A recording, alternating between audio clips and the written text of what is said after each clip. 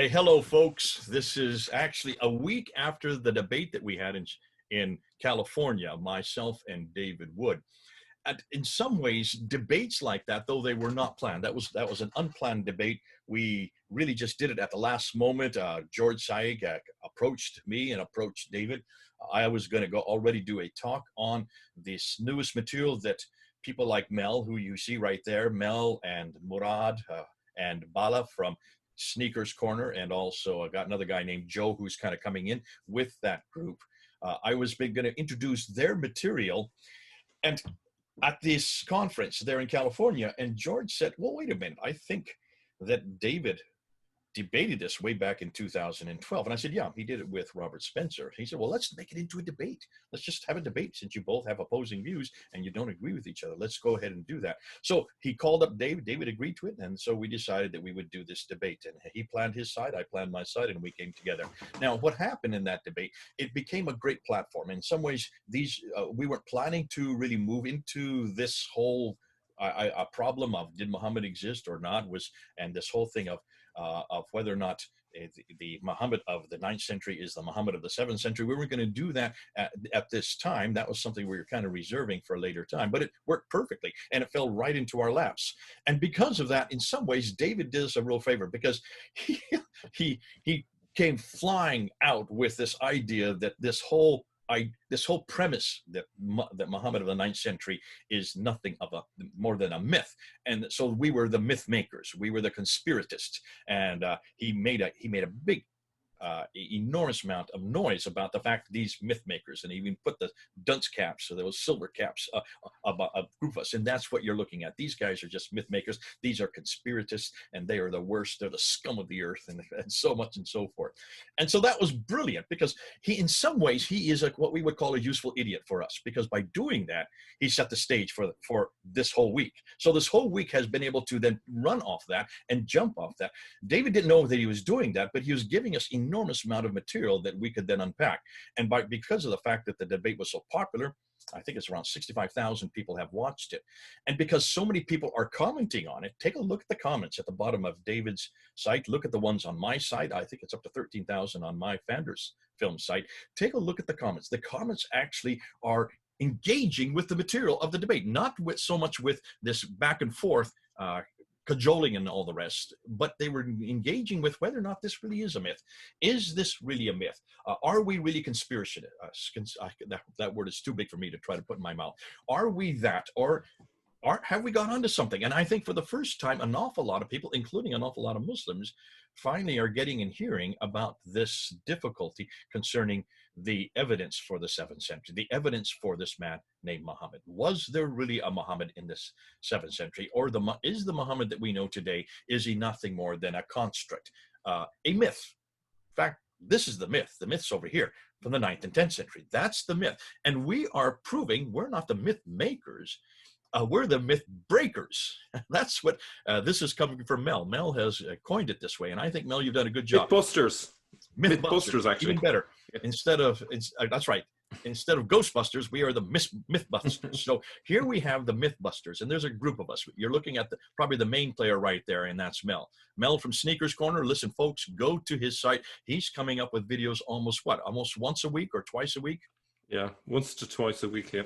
You're coming up with new material, and this is stuff that you have looked at for years. But it's not just you. Explain who is on your team. Give us a background, because I don't think people know much about you guys. Yeah. So we have Murad from the Middle East. He is very interested in looking behind the stories and trying to find out the historical situation.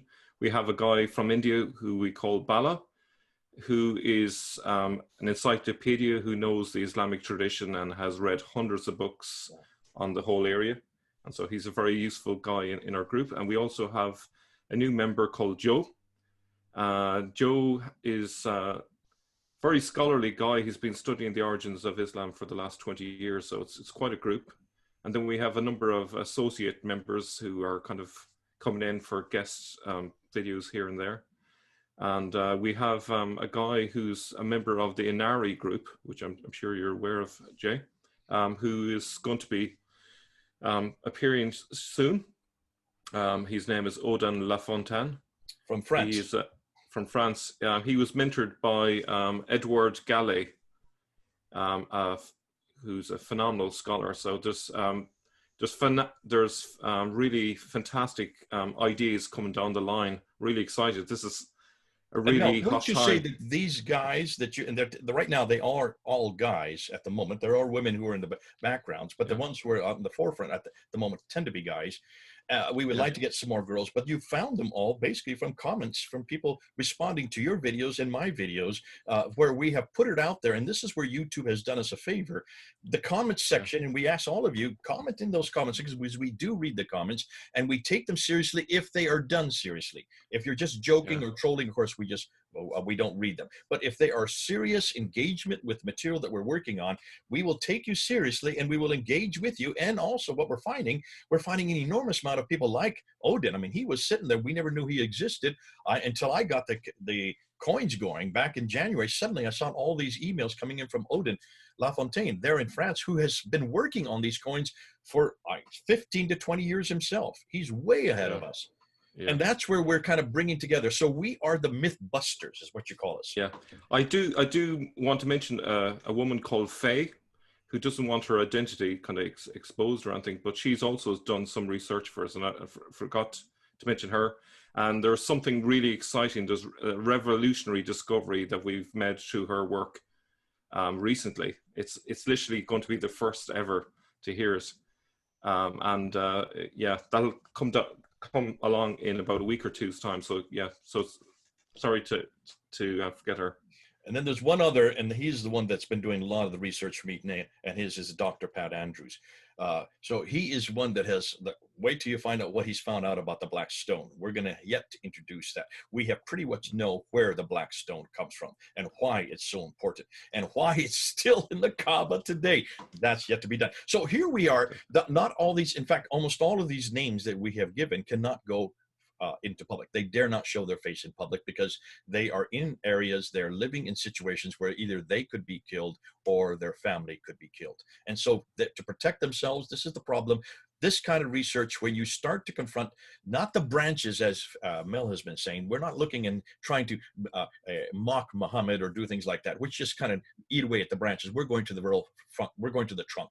We're going to the real foundation. We're going to the roots of Islam. We're going to the very beginning of Islam. And when you start to do that, you are going to be targeted. And so, Mel, you've been targeted. I've been targeted.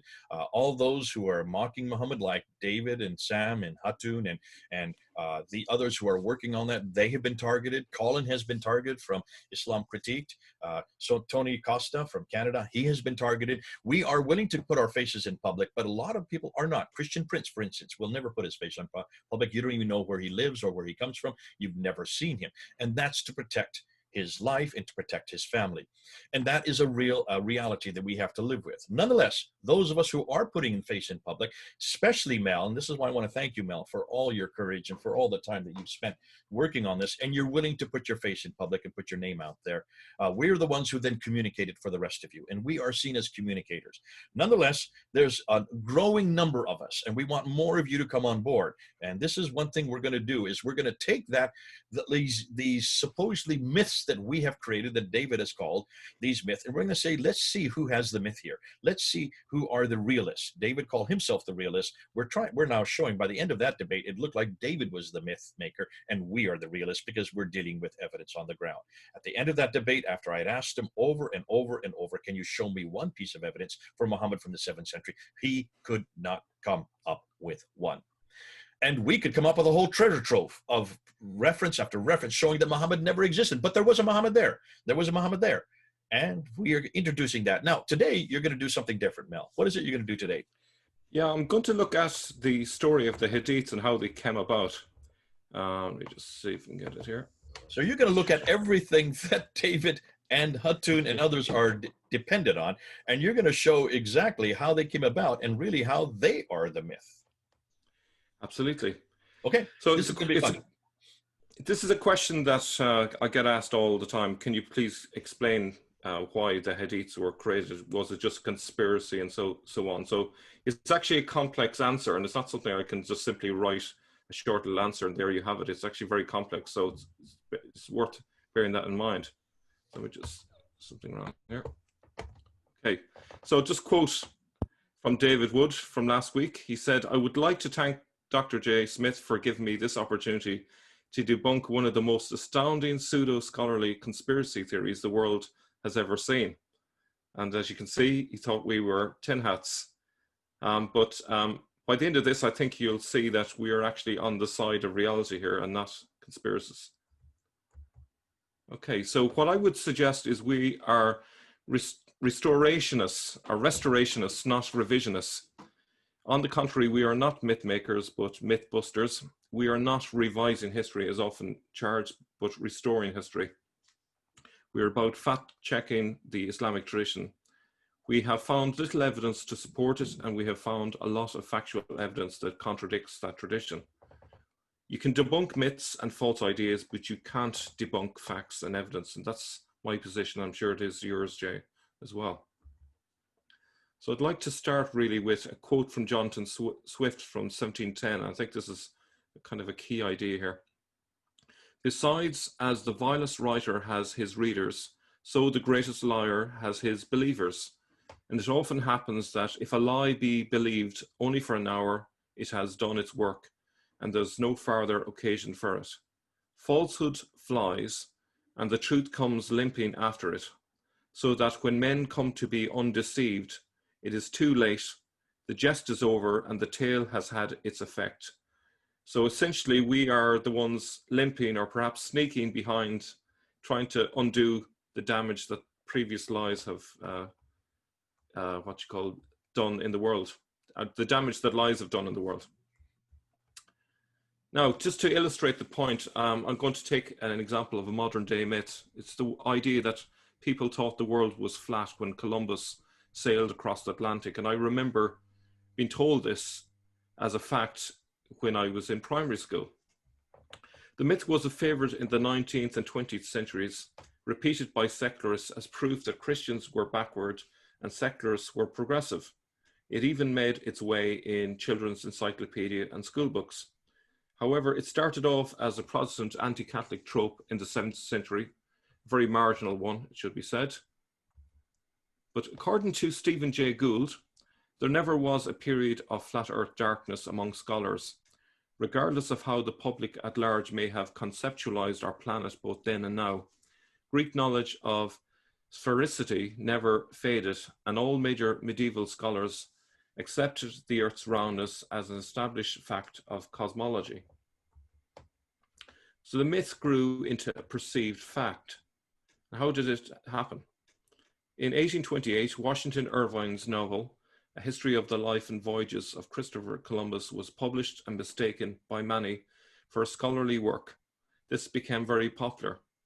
Then, to make things worse, inaccurate histories such as John William Draper's History of the Conflict Between Religion and Science, 1874, and Andrew Dickinson's White's A History of the Warfare of Science with Theology in Christendom, 1896, added credibility to the claim.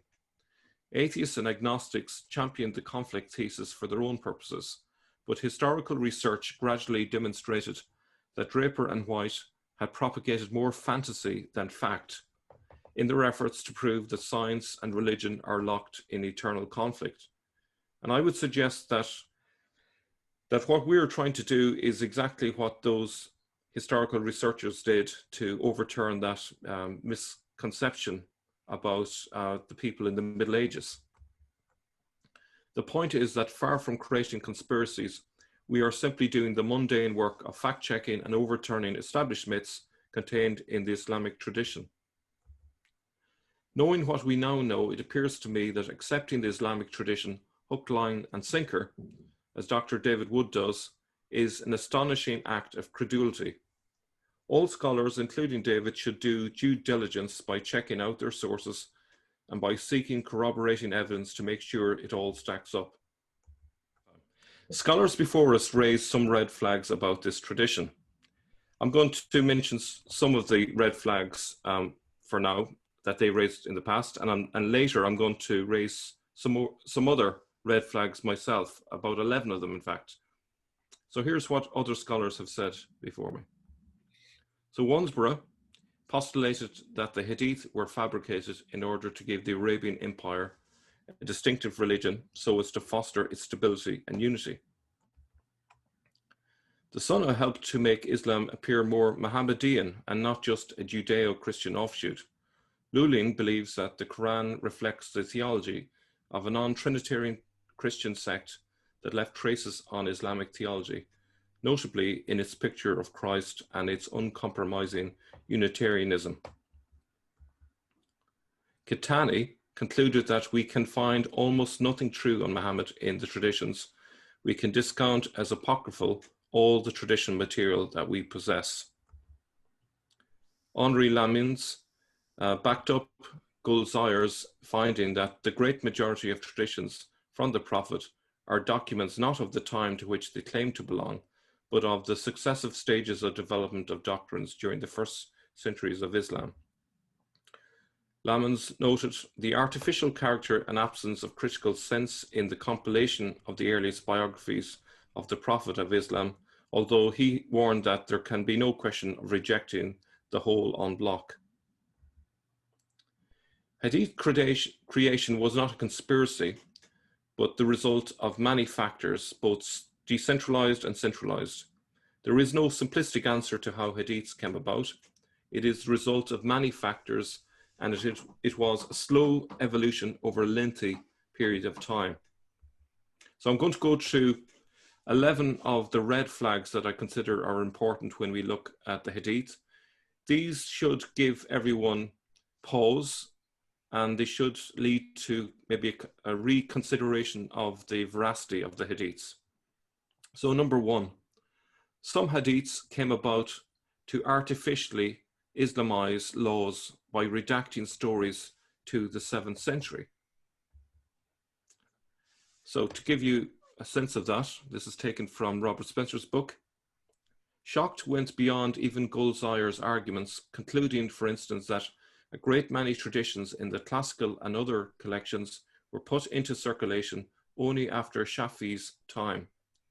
The first considerable body of legal traditions from the Prophet originated towards the middle of the 2nd century, and the evidence of legal traditions carries us back to about the year 100 AH only. That is to the first decade of the 8th century, not any closer to the time Muhammad is supposed to have lived.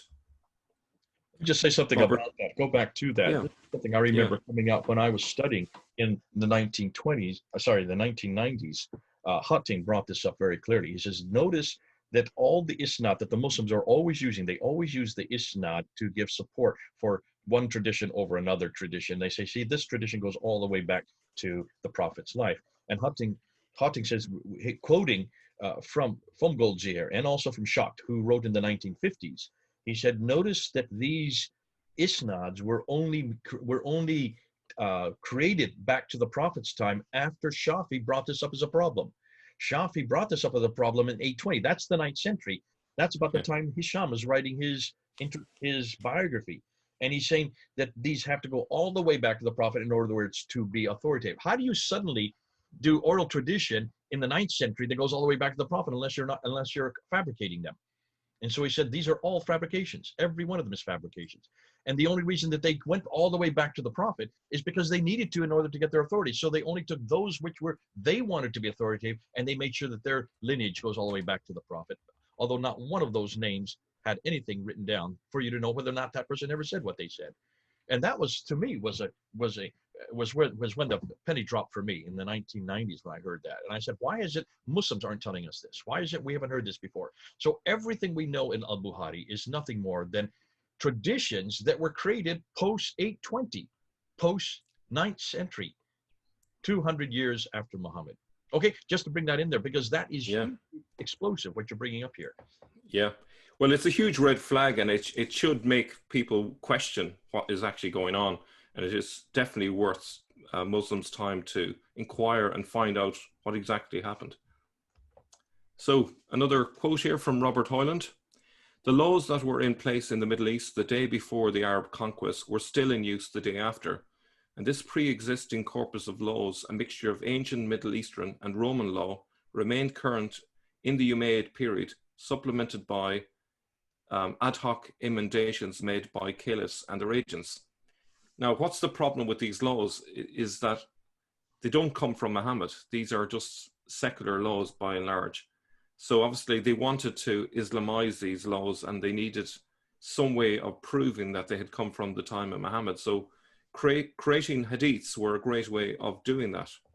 May I just jump in there at this time? Yeah. Patricia Crona, go back to that. Patricia Crona actually introduces this in a paper she wrote about Islamic law and Roman law. And if you read that paper, she says this very thing. She says, isn't it interesting that when you look at these laws that we now call Sharia law, or these laws of fiqh, the Hanbali, Hanafi, Maliki, and Shafi schools, when you look at them, look how similar they are to Roman laws, to Byzantine Roman laws.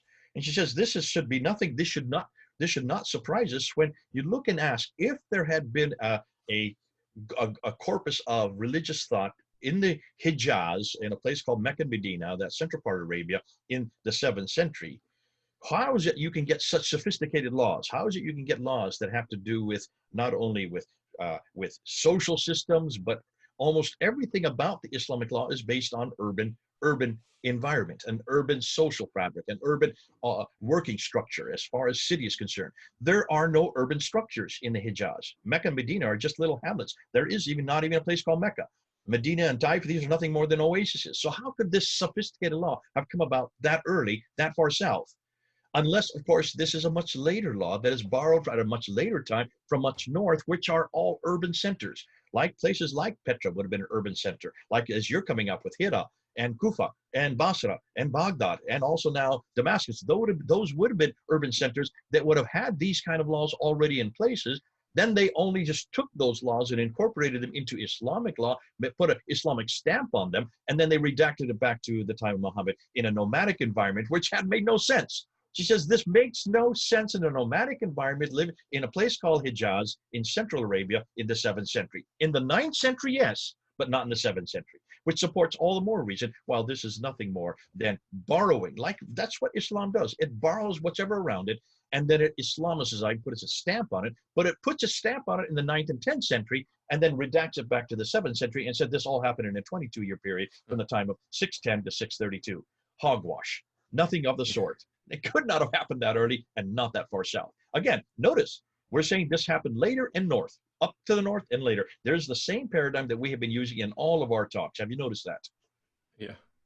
I think it was Steve Bannon who once said there are no conspiracies, but there are also no coincidences. And I would suggest that the easy explanation here is that they simply borrowed these laws.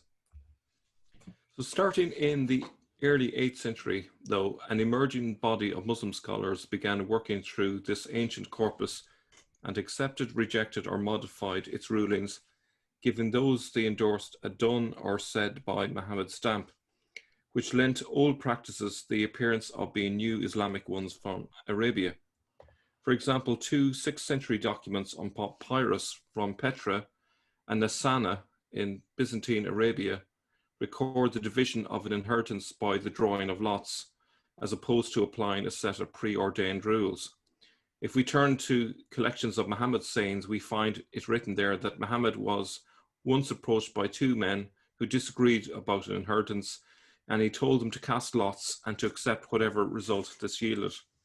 Sounds very much like a coincidence. Yeah, absolutely. Yeah.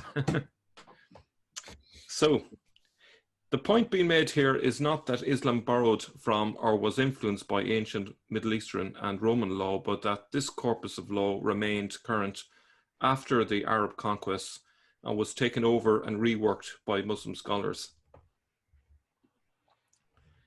Now, hadiths mimic also the Jewish judicial system. So this is another layer to this. Islamic law, or Sharia, came to be a defining feature of Islamic civilization. Its structural similarity with Judaism betrays its origins in early Abbasid Iraq, where Muslim lawyers enjoyed close and sustained contact with the region's large and prosperous Jewish community. Jurisprudential theory, which stressed 4 principal sources, scripture, practice, analogy, and consensus, could be Roman, Judaic, or derived more broadly from the late antique Middle East. But where did the raw material for the individual laws come from? To give the appearance of having all originated in Muhammad's Arabia, since they are traced back via a chain of transmitters to Muhammad himself. Even here, we can see that Robert Hoyland sees an Iraqi connection in all of this. Isn't it fascinating, though? This is exactly what you would expect. When you stop and think, so much of the Quran is borrowed from other sources. Why are we surprised if much of Islam is borrowed from other sources?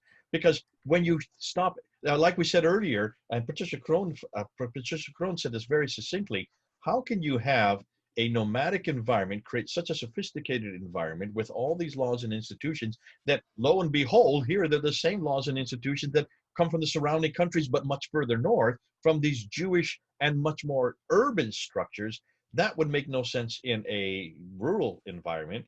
And so they've just taken these, they borrowed it because that's what they came in contact with, that's what they were used to themselves, and all they did was redact it back to the 7th century. But nowhere in the world could this have happened in a 20-year period. From almost nothing to suddenly sophistication in 20 years. Why hasn't anybody thought this through? Yeah, it takes decades, if not centuries, before you develop a legal system. But it gets better, Jay, because I'm going to show you evidence that they not only borrowed the laws from the Jews, they borrowed the ideas from the Jews, and they borrowed even the terminology that they used in these legal judgments. So it's going to get really interesting. Okay, so this is actually from Lloyd de Jong, who's a South African scholar. He spent the last 13 years researching Sharia, and he found some interesting details, and he was recently on my channel, and I've just borrowed this from his presentation. So if we compare the Talmud with Sharia, we can see a clear borrowing from the Jewish legal system. I'm just going to point out a few similarities. So if we think about the word that's used here in Hebrew, you have Koreh. In the Islamic world, we have Qara'a, to proclaim. We have this law being interpreted and expanded upon in the Talmud, in the Jewish side, and it's done in Sharia on the right-hand side. And what's very interesting, the oral tradition, the Mishnah, is referred to in Hebrew as Soneh, and in Arabic, Sona. And they both have 6 books, which is quite remarkable. The stories that are used in the Jewish side are referred to as Hidus or Hadas. And you change the S to TH and you have Hadith. So there's a clear borrowing. The legal doctrine. Can I just jump in there? I think the comeback on this is, well, that would make sense since both languages come from the same root. So both your Jewish Hebrew or Aramaic would have the same root as your Arabic. So it would stand to reason that they use the same words.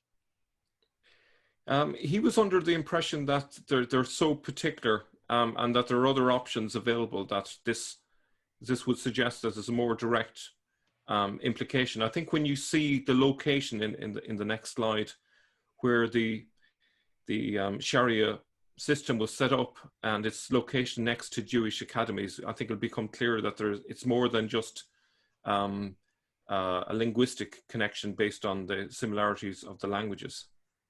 Okay. But, so you have halakha is the legal doctrine. Now notice here, they didn't use halakha for the word for legal doctrine. It's fiqh, but they actually did call the place where it happened the halakha. So there is some sort of connection there. So if we look at the next slide, see Iraq there, Kufa in the south with 2 academies, 2 more only 87 miles away. And let me just get this out of my way here. So this is taken from Schacht. Schacht says material influences causing changes in the doctrines of other Islamic law schools continue to proceed almost exclusively from the law schools of Iraq. Schacht concluded with Goldziher that Mohammedan jurisprudence originated in Iraq. The discovery that Islamic... Just so people understand what's happening here, that map you're showing, you're showing the Star of David. Those would be Jewish seminaries. The one with the star in the moon would be a Islamic seminary. Is that what you're saying? Yes, that's right. Yeah, those are the Star and David represent the Jewish academies, and yes, the moon and star, it represents the Islamic one in Kufa. So you So can see how this would be close they are. why there is this cross-pollination. This is why, because they were in contact with each other. Their debates were happening almost probably on a daily, weekly basis. Can you then understand why so many of, even in the Quran, so many of the debates are really against Jews and Christians? Their seminaries, as you're saying, their well, not madrasas are right next door to each other. Academies, yeah. It would then Yeah. stand to reason that they would have so much borrowing from it. Yeah. So it goes on to say the discovery that Islamic jurisprudence emerged on the banks of the Euphrates and not on the sands of Arabia, home of the Prophet and birthplace of Islam, clearly invites further investigation. So once again, it's a red flag. It should draw people's attention. And it goes on to say the site of the most important early Islamic law school, the Hanifa school at Kufa, was close to the Jewish academies of Sura and Pompadita, where scholars studied the Talmud throughout the formative period of Islamic law. There would have been no problem of communication. The early Iraqi jurists, including local converts to Islam, both Jews and others, who spoke the Eastern Talmudic Aramaic, which remained the lingua franca of Iraq for centuries after the Arab conquest.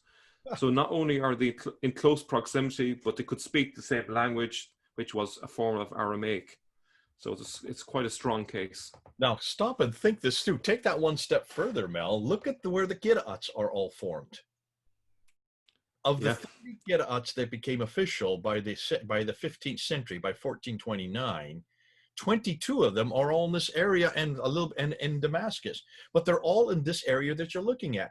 Even the Gitta'ats, the Quran, the different derivations are all coming from this area. No wonder they had differences. No wonder they had difference of opinions, because they were being influenced by, I would guess, these Jews and these Christians they had contact with.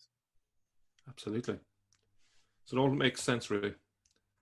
Now, this did not set the law in stone. New sayings or deeds were added, and judges used analytical reasoning to develop new rulings or fatwas by analogy with existing rulings. But with the emergence of these collections, one could speak of a tangibly Islamic way of doing things. So they copied the Jewish method of using stories as a way to create new laws based on the old laws. Okay, so we move on to second red flag. The biography of Muhammad came surprisingly late for such an important figure. This is a point that you've brought up on many occasions, but it's worth noting. The Sirah, the earliest biography of Muhammad, was written by Ibn Ishaq, 1773, which we obviously don't have. We have Ibn Hisham's, but who wrote in the latter part of the 8th century, at least 125 years after the death of his protagonist, in a setting in which legendary material about Muhammad was proliferating. This is taken from Robert Spencer's book. And note, he was ordered to write it by the Caliph Abu Ja'far al-Mansur. He was also paid for it. He was known as a forger by Muslim scholars. Malik ibn Anas called him Dajjal min Dajjajila, the quack of many quacks. And al-Bukhari didn't trust him. So this is not the sort of person you want to be writing a biography, particularly one that you could rely on. What wasn't considered embarrassing, I should say, in the 8th century became considered embarrassing in the 9th century when Ibn Hisham edited the Sirah. Ibn Hisham edited out what he found embarrassing, but embarrassing stories can stem from either false or true accounts. So this is something that David Wood hasn't really considered. So if you look at these two diagrams here, first one could be a false story, and that false story may have a combination of embarrassing and non-embarrassing details. Likewise, you could have a story which is fundamentally true. Similarly, it could have embarrassing and non-embarrassing stories or details to the story. So the fact that there are embarrassing details or not embarrassing details does not tell us anything really about whether the story is true or not. We have all heard embarrassing and untrue rumors are going around about ourselves. In fact, I'm sure I can definitely vouch for that. This goes to show that the fact that they are embarrassing aren't proof of their veracity. The idea that there is no smoke without fire doesn't always hold true. The retention of these hadiths in folklore is only proof of the readiness of people to believe gossip, especially before the cult of personality around Muhammad had been fully crystallized.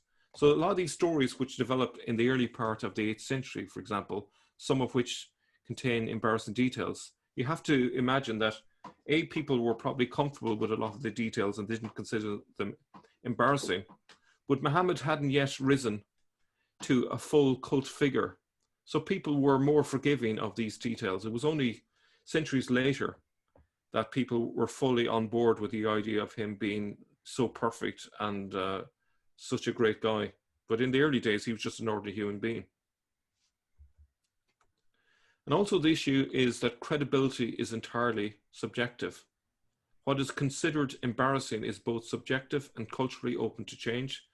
Therefore, embarrassing hadiths offer no objective assurance of their veracity. I don't know if you want to jump in on that, Jay? Yeah, I think this is fascinating because what you're saying, is, if this is so, that much of what we see as fallacious or false, in the beginning, they were not false. The same thing could be said of the Quran as well.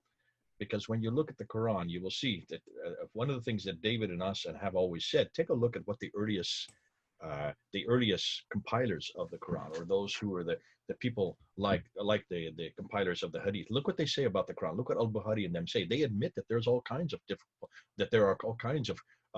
verses that were changed, manipulated. There were verses that were eaten by sheep. There were verses that were destroyed or accreted and deleted. We've gone through this list many times, and we're always aghast. Why aren't modern scholars looking at it? Well, this idea of immutability of the Quran did not really get introduced till 1056 by Ibn Hazm. That's 11th century. And the same thing token would be about this Muhammad. This Muhammad didn't really, this idea that he was the greatest of all, or the model or the paradigm for all of mankind, really did not get introduced until the late 9th century, or leading into the 10th century, about a little bit earlier than the Quran itself.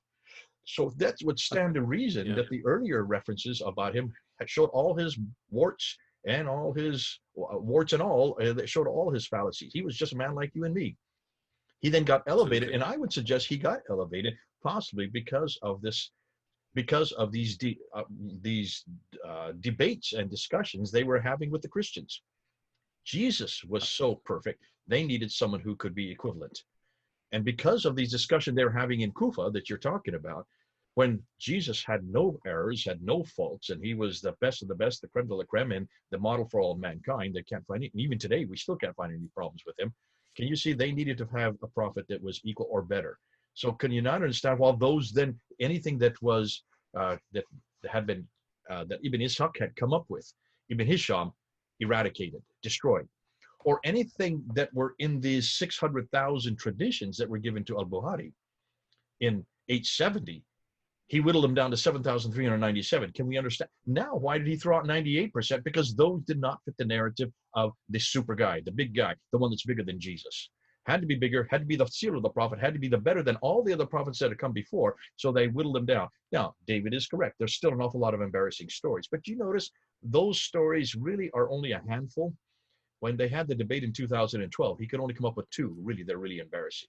Of the 10 he put forward, pretty much Robert Spencer only said really 2 are embarrassing, and that's the story of Zainab and the story of the satanic verses. Other than that, there's nothing embarrassing about the rest. Really, there's not much there. And if you spend all your time and energies focusing on those 2 and kind of disregarding, what about the other wealth of material, 9 volumes that actually aggrandize him and show him quite a stupendous of a character? And that's why Muslims only look at the 99%, and they don't look at that small 2% that David Wood likes to look at, or we like to look at, that we have a tendency to zero in on. Yeah, I think the fact that Muslims hadn't left Islam en masse because of the embarrassing stories suggests that they didn't find them embarrassing. Full stop. Even today, that kind of undermines the argument. Even today, yeah. No, good stuff. Thank you. Okay, so number 3, third red flag. There are contemporary witnesses to widespread fabrication of hadiths. So this is not speculation. We have actually eyewitness accounts, and this is from Robert Hoyland. So they're quite amusing, actually. First one says, I spent a year sitting with Umar the first son, Abdallah, said one legal scholar, and I did not hear him transmit anything from the Prophet.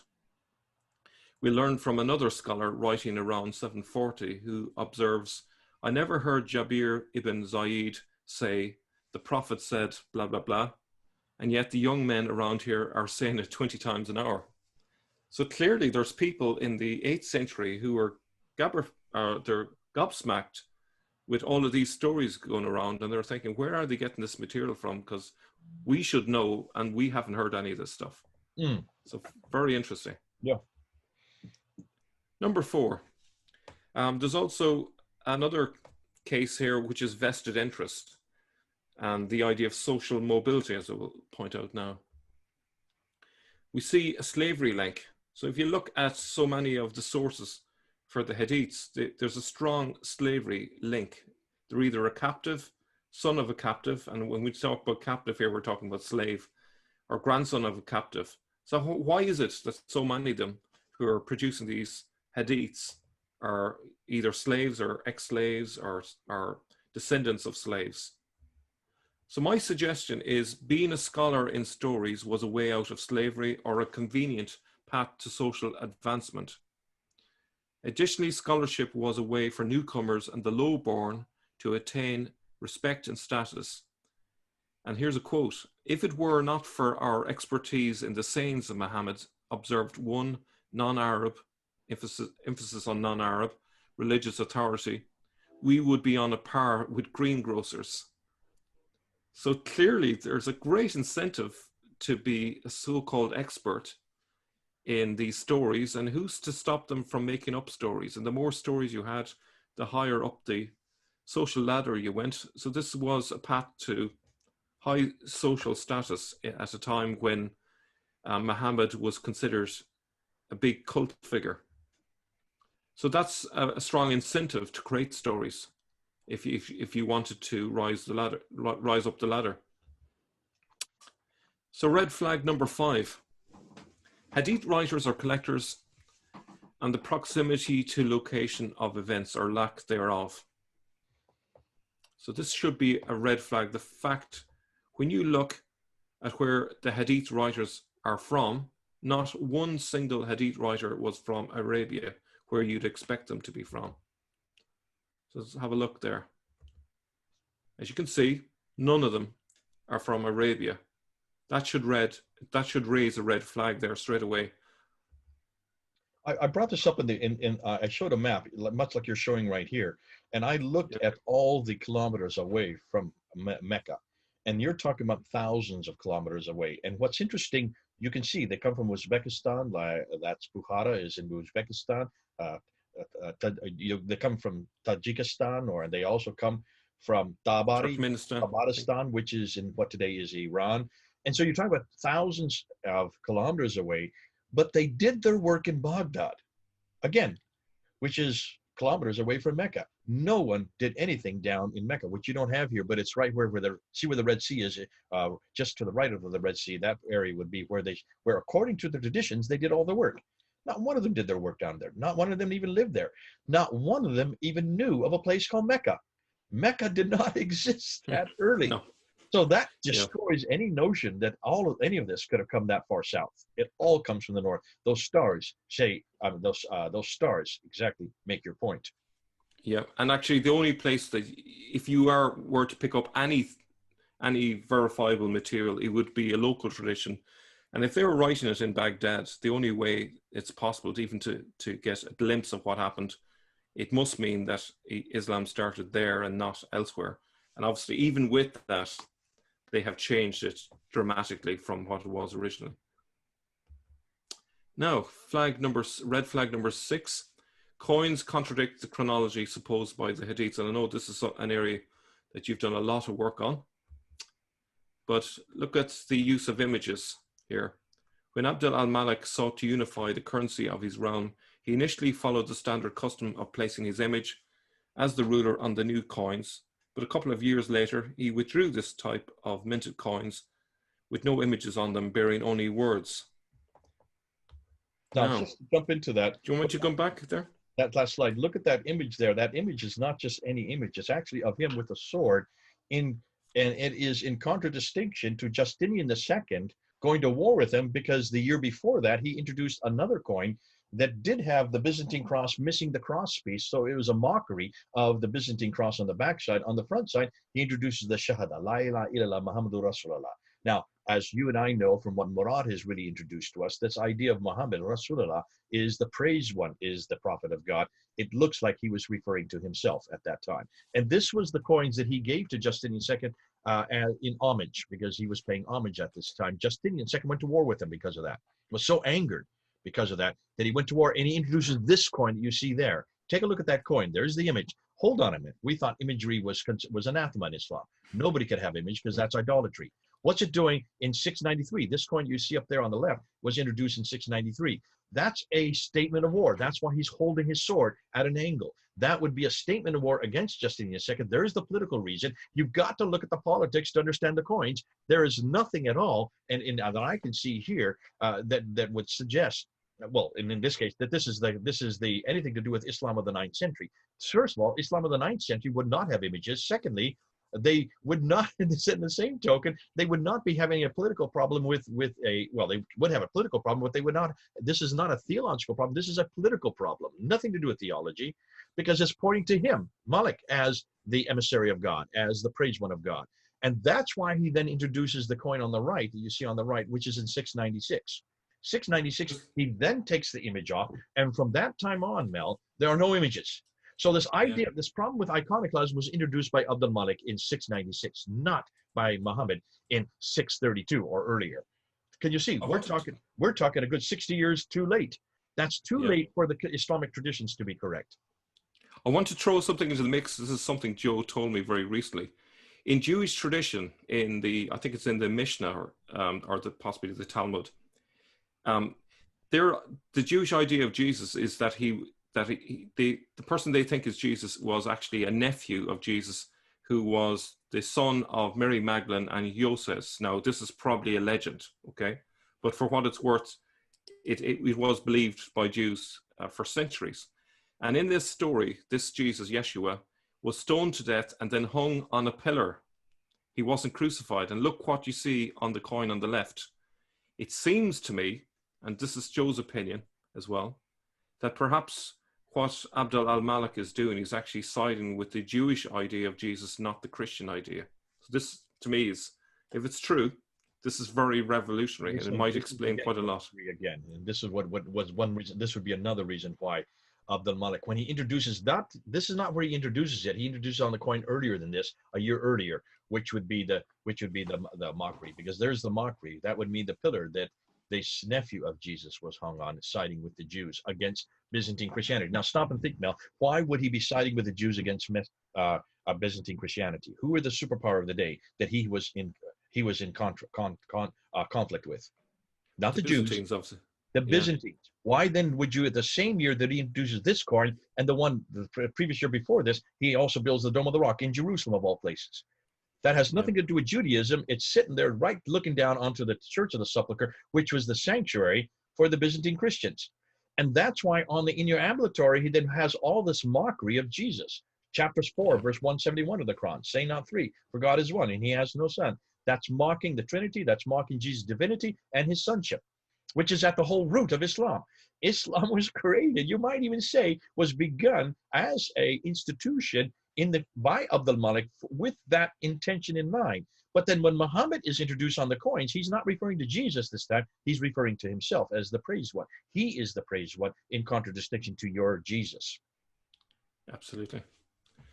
Okay, I think you kind of made the point there, really. So the issue with all of this is the fact that in Muhammad's time, there was no iconoclastic era, but the Islamic tradition supposes it. But as we can see from the evidence of the coins, the iconoclastic era came around Abd al-Malik's time, not earlier. So number 7. Talking about 60 years later. So how is it that Muslims can claim that this happened at time Muhammad? What do you do with the coins? Remember, not just Abd al-Malik. Look at Muawiyah's coins. He has images on all of his as well. They start with Khosrau, which is the great Sasanian king, but also he also has images of himself later on with a cross in his hand. So how could that iconoclasm be a problem? So there again, that completely shuts down the narrative there in the Islamic traditions from the 9th and 10th century. Absolutely. I think it's rock solid, conclusive evidence that this is a later fiction, really, in the Islamic tradition. Okay, so number 7, the 7th red flag that I would like to raise is Hadith's attempt unsuccessfully to cover up the obviously fractious early period. One blot on this otherwise idyllic picture was the unseemly behavior of Muhammad's companions who squabbled and fought one another, most obviously in the First Civil War. They were therefore given a makeover, sanctified by recourse to late antique heliographical techniques, and all came out as models of piety and beyond reproach, headed by the 4 rightly guided caliphs, which we have no evidence of, Abu Bakr, Umar, Uthman, and Ali. That's straight from Robert Hoyland in God's Path. Essentially what has happened is the Islamic tradition have photoshopped the early leaders. These hadiths about the first caliphs don't ring true. We're forced to reconcile the honeymoon stories with the reality of assassinations and Rida wars. And isn't this what we always do with history? We want our best, we want our great heroes, in this case Muhammad, to be the best and the best, the creme de la creme, the seal of the seal. And obviously when we look at the real what was happening on the ground, there was anything but. Yeah. So a decentralized process that didn't need a conspiracy. So this is my suggestion, that it wasn't a conspiracy. There's a wide range of factors. Robert Hoyland says this process was carried out by a large number of religious authorities in different centers of the Arab Empire at a furious pace, and already by the mid-9th century, a number of collections of the sayings and deeds of Muhammad had been compiled. So the fact that it's happening all over the empire by large numbers of religious authorities, and even people are making up hadiths independently as well, would suggest that this was no conspiracy, but simply this was in everyone's interest, and it was very chaotic and contradictory and so on. So not a conspiracy, in other words. The religious scholars sought to protect their own status as the guardians of the law by closing the door to any other would-be legislators, in particular the rulers who had themselves legislated in the past or appointed others to do so for them. So this is another purpose behind the hadith. The scholars achieved this by positing that only the first 4 caliphs had the power to legislate, making the period when they ruled, 632 to 660, into a golden age when Islam was perfected and its norms properly practiced and implemented. So essentially this was a religious power grab. So the idea behind creating these hadiths, which said that this was the golden era with the first 4 caliphs or 5 caliphs, this was essentially saying that only they could legislate, and so that stopped the caliphs having too much power. It basically moved the power from the caliphs onto the religious authorities of the day. So this is another reason behind the hadiths. Now, number 8, hadiths were used to support opposing factions. And this is something that I heard you and Robert talking about in a recent live stream with Jay from Soko Films. It's actually going to be going up on, it will precede this video. It'll be on Vander Films as well. Yeah. Hadiths were often created to attack the opposing side. The pioneering Hungarian scholar Goldsire took such investigations even further. He determined that the lateness of the Hadith collections relative to the time Muhammad was supposed to have lived, together with the widespread Muslim tendency to forge stories about Muhammad that supported a political position or religious practice, made it virtually impossible to regard the Hadith, which fill many volumes, as historically reliable. And that, to me, is a killer statement there. You can't have 2 Hadiths saying opposite things and then to say that they are historically reliable. The Hadith became political weapons in the hands of warring factions within the Islamic world, and as is always the case with weapons in wartime, they began to be manufactured wholesale. So here's an example of politically motivated character assassination. A Syrian source from 741 survives in Latin translation in a Spanish chronicle, and its entry for Yazid I runs as follows: most pleasant man, and deemed highly agreeable by all the people subject to his rule. He never, as is the wont of men, sought glory for himself because of his royal rank, but lived as a citizen along with all the common people.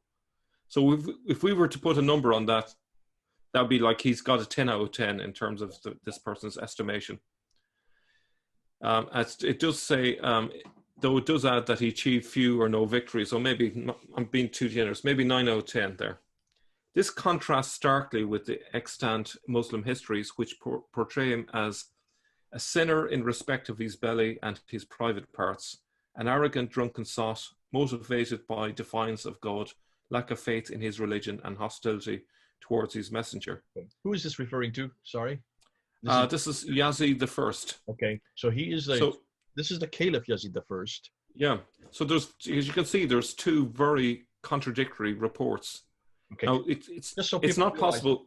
Yazid I from 686-83, he's a Sufyani family of the Umayyad Caliphate, which are despised by the later, not only by the Marwanids, but especially despised by the Abbasids.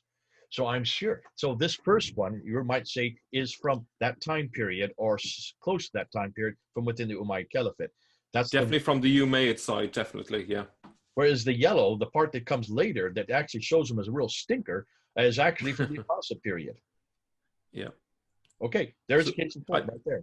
Yeah, like this is, like if people find it hard to believe the idea that a tradition could be completely overturned by the Abbasids. Well, here's your evidence right in front of you. It's clear that there was something up here. They've basically turned on the Umayyads. They're trying to ruin their whole record for their own purposes. We do not say then that it's this. In this case, this is from a hero to a zero. That's what we see going on in this, from heroes to zeros. They're eradicating, they're destroying anything that came before. They are the new power. They've warred with them for almost 100 years. They've been under their jurisdiction from 661 up until 750. So we're talking about 90 years. You can understand then why they hated them. And that's why now then they take over. The Umayyads, who had their headquarters in Damascus, they destroy that and bring their headquarters, their political capital, down to Baghdad.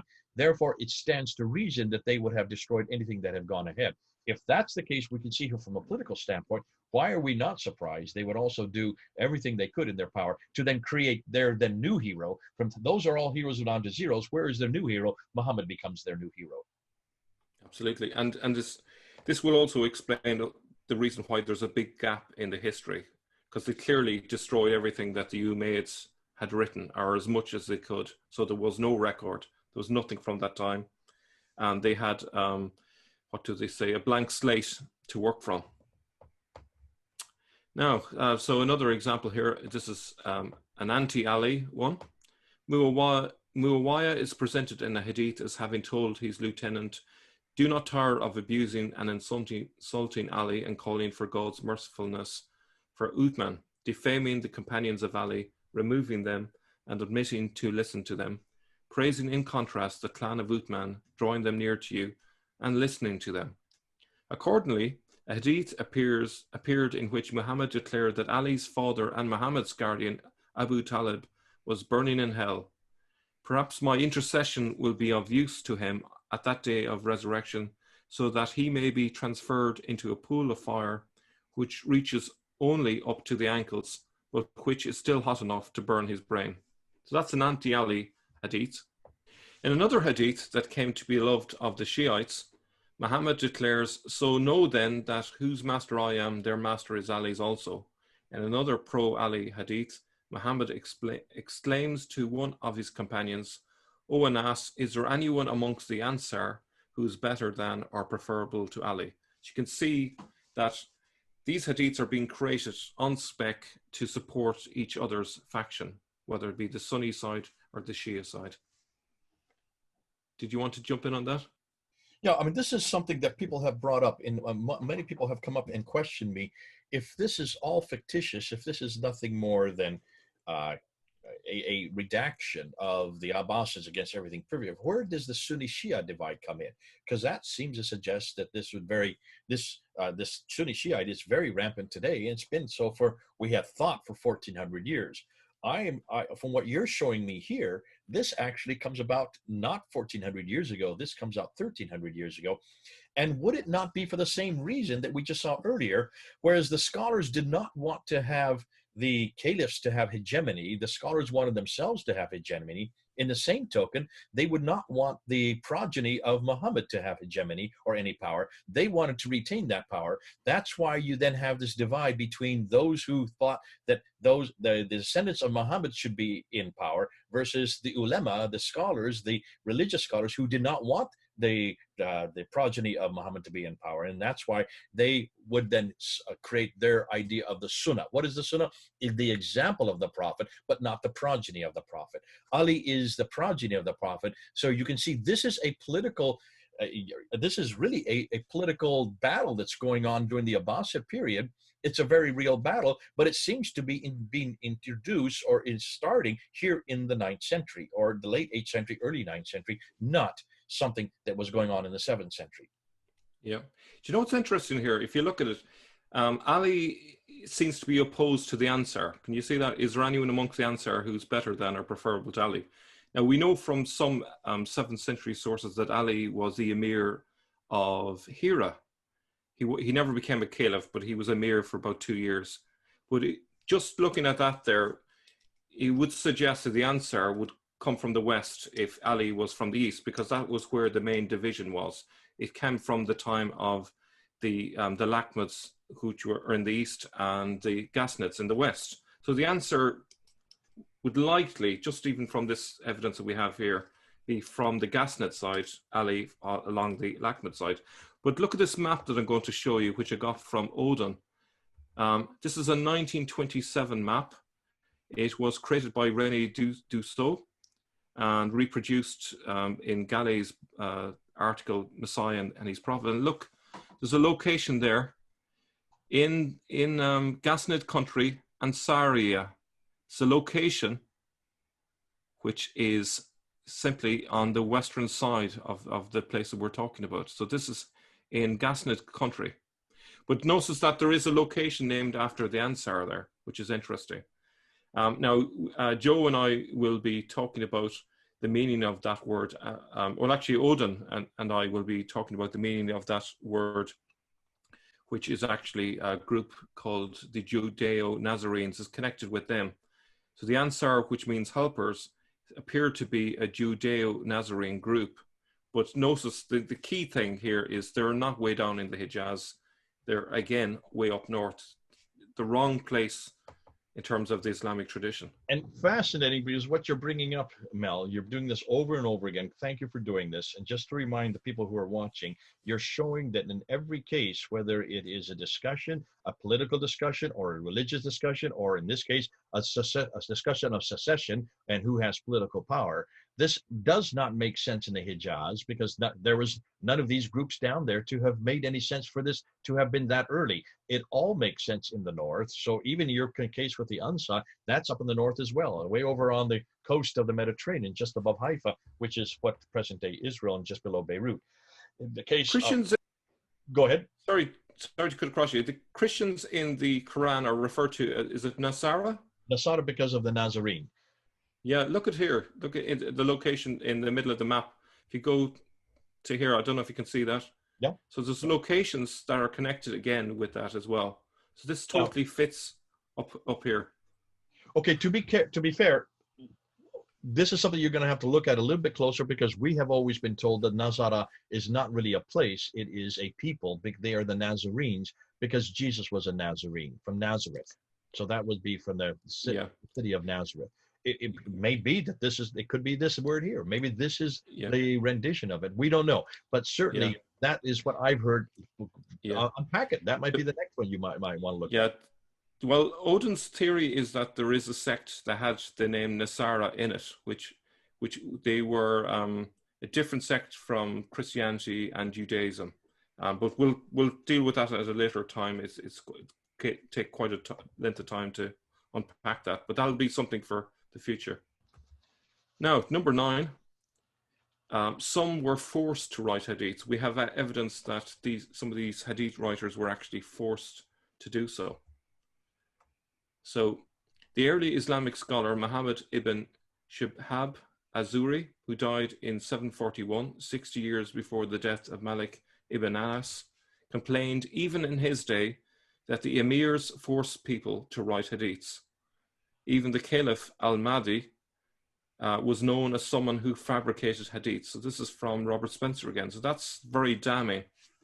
And it should be a red flag to people. If you're forced to write something, what's the likelihood of it being true?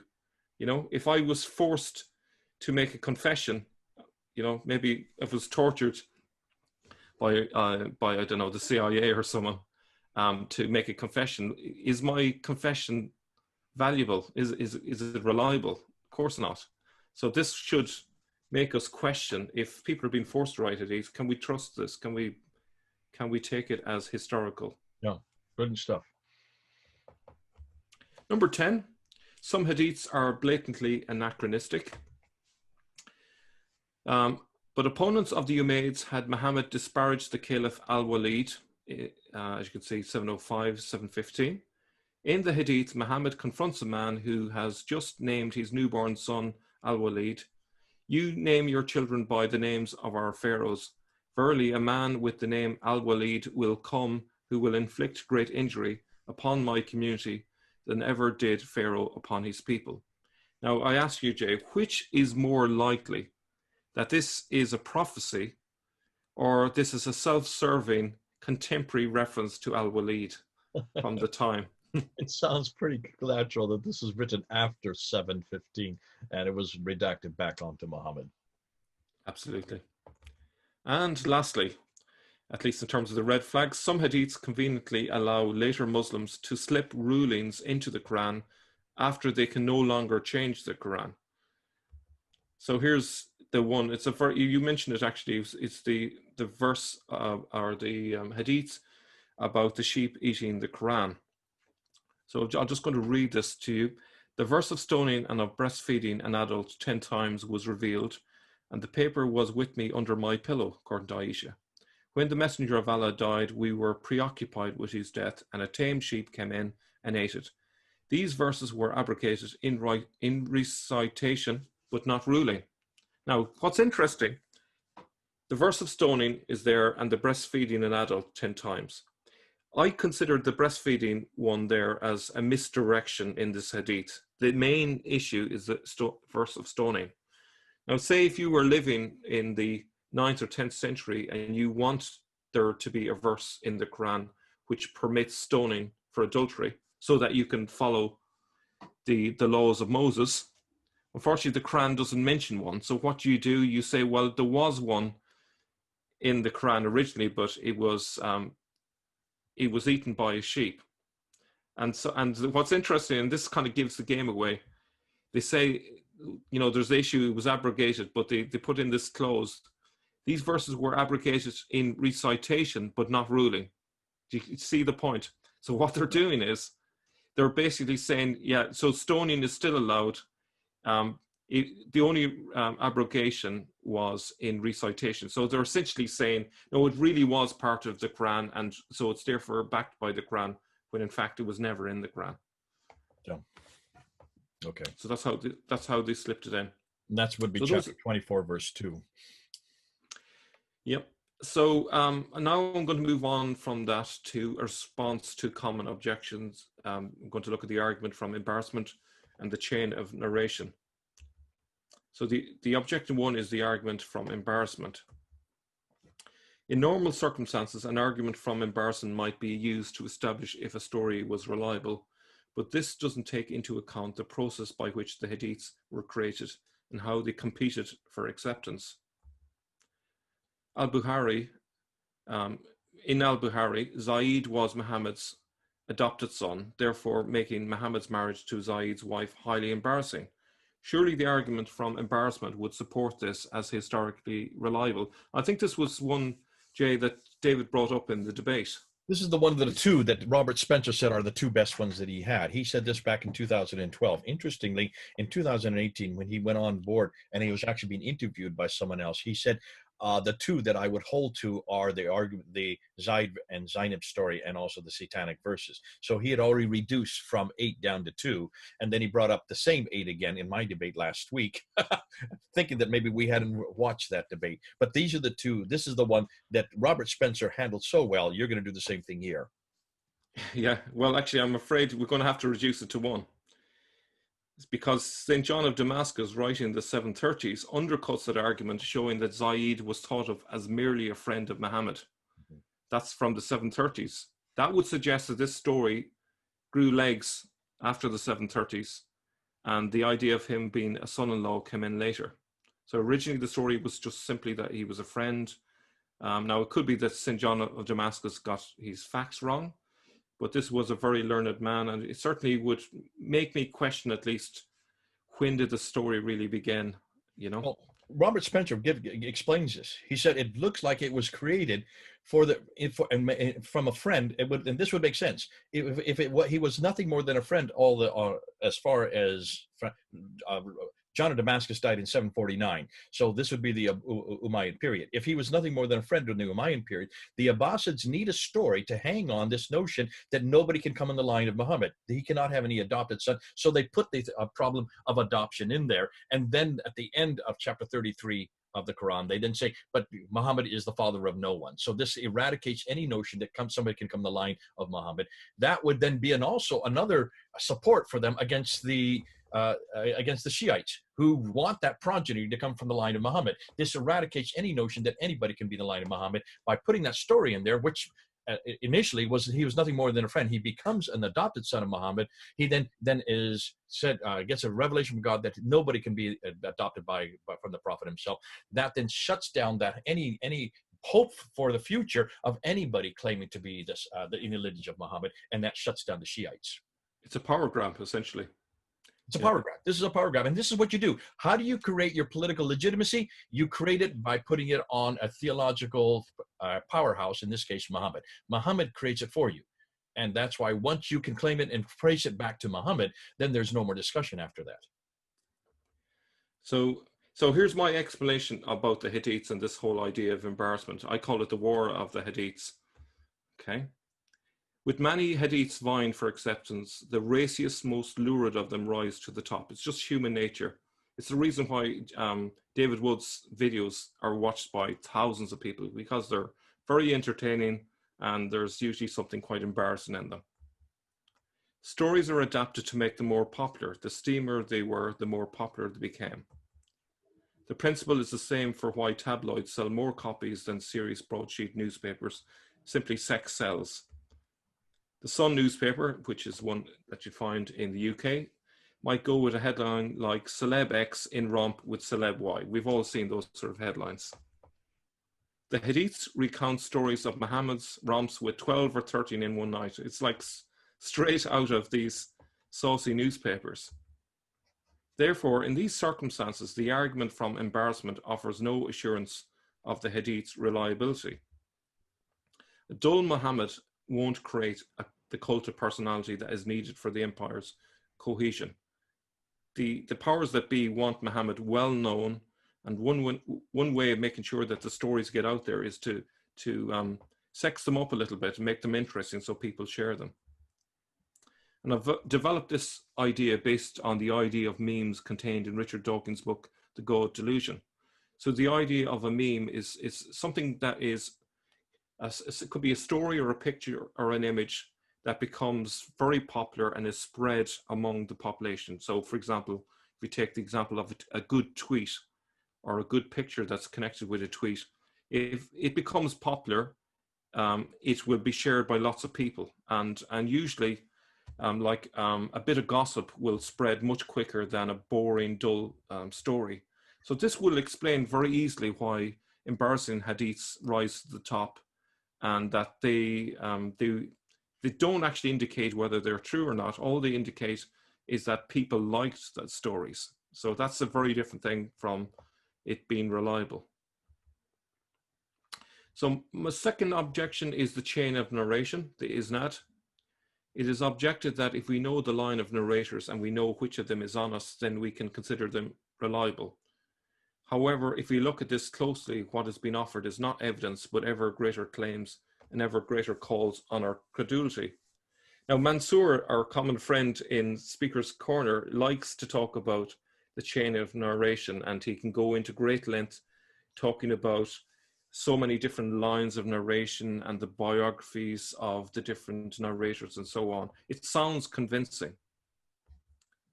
But what's really happening is what they're doing is, instead of offering evidence, all they're doing is making ever greater claims, which appears to be evidence, but actually is just weakening their argument.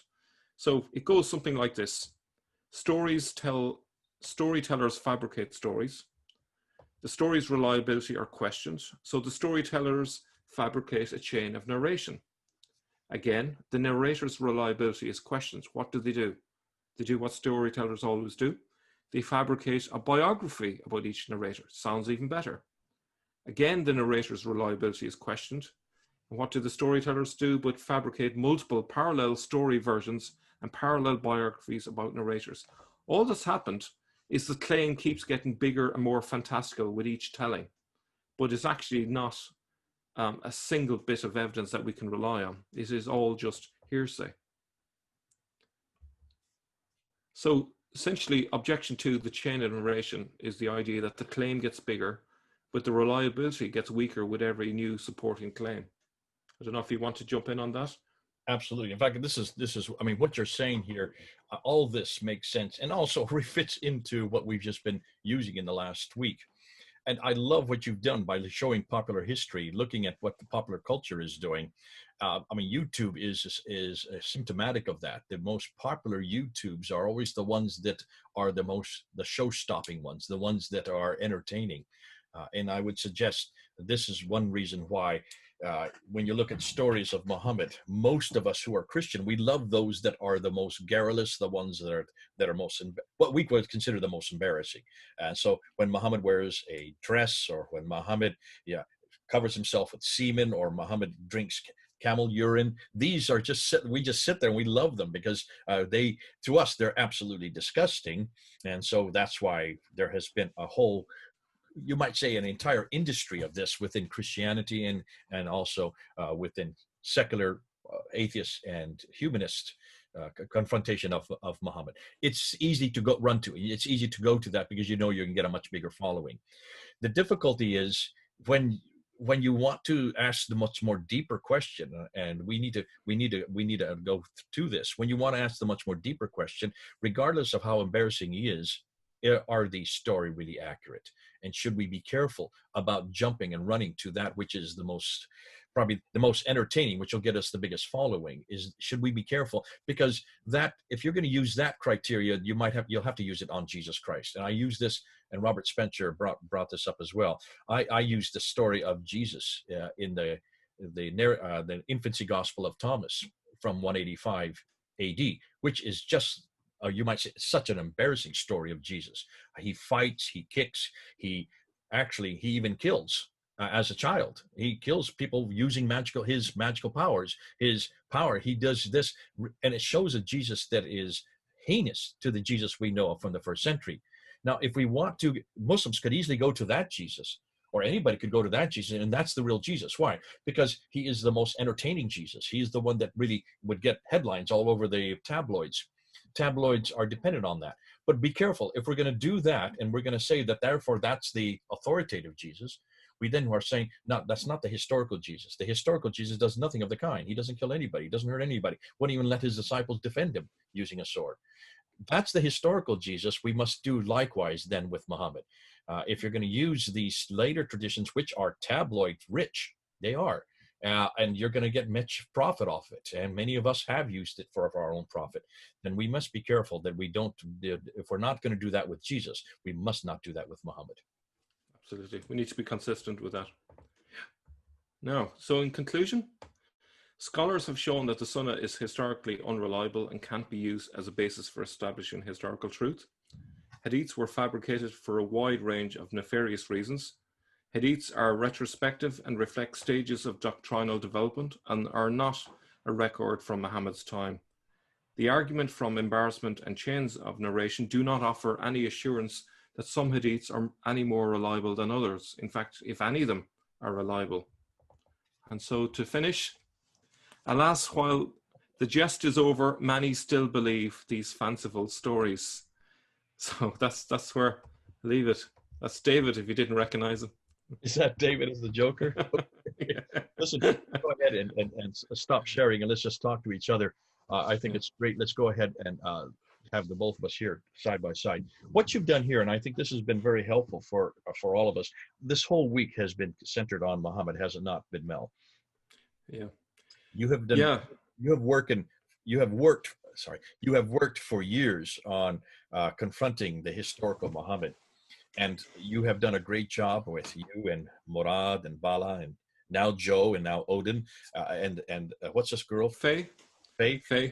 You haven't really introduced yet. We want to see her material, but it's fascinating. All these people who are coming on board and who are now looking at the historical Muhammad from the 7th century. You were now saying, and what's fascinating to me, and as I looked and see what you're saying, the Hadith really fit to an awful lot of what we see happening right through popular history and also popular literature. Why are we surprised that these embarrassing stories are there? They are surprised. They would be there because these are ways of the Abbasid Islamicizing. Let me just go through your 11 points real quickly and just do it, and catch me on if I misinterpret you. The first one you said, and I thought this was brilliant, that these laws, that institution that existed from the Umayyad period, which were hated by the Abbasids didn't want nothing to do with them. They needed to then, now they've got the man and they've got the book and they've got their place, and so they got the book, the man, the place, and also the God. They needed to create that. They needed to take those narratives coming out of the Umayyad and they needed to Abbasidize them. You call it Islamicize. I would say they Abbaside. Yeah. Bastardized. Yeah. I'm sorry, Abbasided. I mean, I've just created a new word. Abbasidize. Abbasidized it, and that's fascinating because they needed to create that narrative, which now stands to reason why from Ibn Ishaq to Ibn Hisham, 70 years later, that's what's going on, and then another 40 years after that, when you see that Ibn al-Bukhari, Sahih Muslim, Ibn Dawud, Tirmidhi, and all these do the same thing from 870 and later. They are given hundreds of thousands, 600,000 of these, and they bring them down to their narrative, their Abbasid narrative. So there is the Islamicizing going on, and it's happening not over a 22-year period that we have always been told. It's happening over 240, because you need to go up to then Al-Tabari to get the commentaries, the tafsir, and also the tahqiq. That's 923, so that's the 10th century, so 300 years later. Then you go on to, you're talking about the evolution of this late series from, I've just said that, so that's actually point number 2. I put number 1 and 2 together. Number 3, you talk about the fact that there are fabrications, contemporary fabrication. You give these quotes where these are, if you just read what Hoyland's bringing up. Now, remember, Hoyland is important because Hoyland is the first one that I know of that's actually gone back to the original material and actually translated the original documents. Hoyland was head of department there at Oxford University when he did this. Islam as Others Saw It, this book here that I have here. Yeah, he is no tin hat guy. I just want to point out to David Wood. Islam as Others Saw It. This is the book you're talking about. A huge book. He was the first to have done this. Now, remember, Hoyland reads and writes 18 languages. Let me repeat that. He reads and writes 18 languages. Wow. He was head of department at Oxford University when I got to know him, and I actually was in his office, and we went through some of this material way back in the 1990s. And you cannot fault Hoyland because no one else has done what he has done. He has done what the Muslims should have done for the last 1,300 years. You notice I'm saying 1,300, not 1,400. Why didn't Muslims go back and actually ask the questions you're asking right here, Mel? Why didn't they go back and show and find out which were being fabricated, which were being taken, which were being lifted, and then been accreted and deleted and really, you might say, rewritten to fit a whole new narrative, a whole new political narrative? So there's the fabrication. You talk about vested interest, and that was your 4th category. And that was fascinating. I've never heard anybody use this before, the idea that these were slaves who needed it to actually give them some type of notoriety in a now free world. And that's why they were the ones I had no idea that these were mostly written by slaves. That's fascinating. You'd be Yeah. think they would be the last to write it, because this is their way of creating scholarship. This is their way of getting their name out there.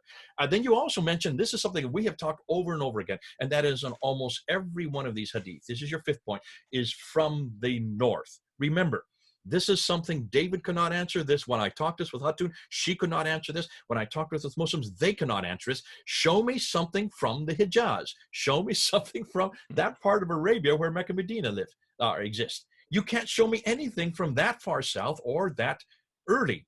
And we kept on coming to the same. You've got to show me from the time that this all happened, from the person or the place that this all happened. Then you talked about the coins. I don't want to get into the coins. I would spend an hour talking about the coins, because the coins are the best, along with the rock inscriptions. They are really the best evidence we have for the 7th century, because they were made in the 7th century. They were made in Syria and in Iran, the places where these Muslims, if they were Muslims, actually lived and actually ruled and actually minted coins. They were minting these coins.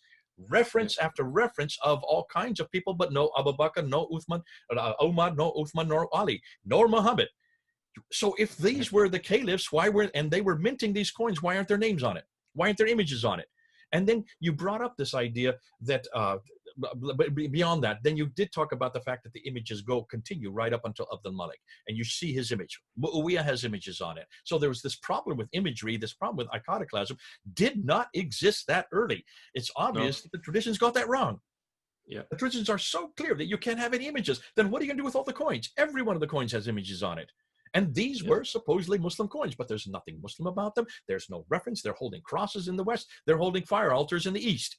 So they're either Zoroastrian in the East or the Christians in the West, including, as we now know, Muawiyah himself. Muawiyah himself is holding crosses. Then you go on number 7. You talk about they cover up and they are photoshopped. And this is something that Hoyland brings up over and over again, that they are trying to Photoshop that narrative. They're trying to create that narrative that fits their image of their prophet in their place, and of course, their religion. Number 8, the Hadith support conflicting parties. And this is fascinating, because this political conflict, why are we surprised that there was conflict politically? Show me any empire that doesn't have conflict, by definition. Historically, every empire, remember, Islam is not just the faith, it's an entire political structure, has always been. Muslims were the first to admit that. So when you have these political conflicts, Umayyads versus Abbasids, it stands to read that the Abbasids would want hadith that support them. Now can you understand why it takes them 70 to, in this case, 110 years to finally put that together once they get into power? And then you go on number 9, that many times they had to force these hadiths. They had to actually force people, like Azuri says, that they were forcing people to write things that they didn't even know about or didn't even care about, or in some cases, didn't even want to write. So that enforcement always comes from above. And then the anachronistic, the fact that they just got some things wrong. Al-Walid. How can Muhammad be talking about Al-Walid when he died in 715? Muhammad died in 632. There is a huge anachronism. Come on, John of Damascus knew it better. Then why is it we don't know it better? And then you talk in number 11, the rulings put into the Quran much later, and this is the case you have of the stoning, chapter 24, verse 2. This was put in there because they had to put it in there for their exegesis. Great done job. This is the kind of stuff that I love, Mel, because what you're doing, you've put together 11 really good arguments, strong arguments, and then you end off with your memes. And you talk about the fact that, listen, the Davids of the world and the Hatuns and the Sam Shamoons, and also Muslims, this is not a Muslim argument, by the way. This is only a Christian argument. These Christians who want to continue with this, continue to do so, but be aware of the fact that the popularity you're getting may not be the right kind of popularity. Popularity comes at expense of truth. And remember that you are getting popular and you're getting an awful lot of people who are jumping aboard and they're clapping and they're giving you all kinds of accolades because you're demonizing a very important figure. I would suggest that continue to do that. Be careful when you do that, because you are bordering on hate speech. That is bordering on hate speech. Memes can be taken over and you can get out of control if you continue with memes. But if that's all you're built on, is that really the Muhammad that really existed?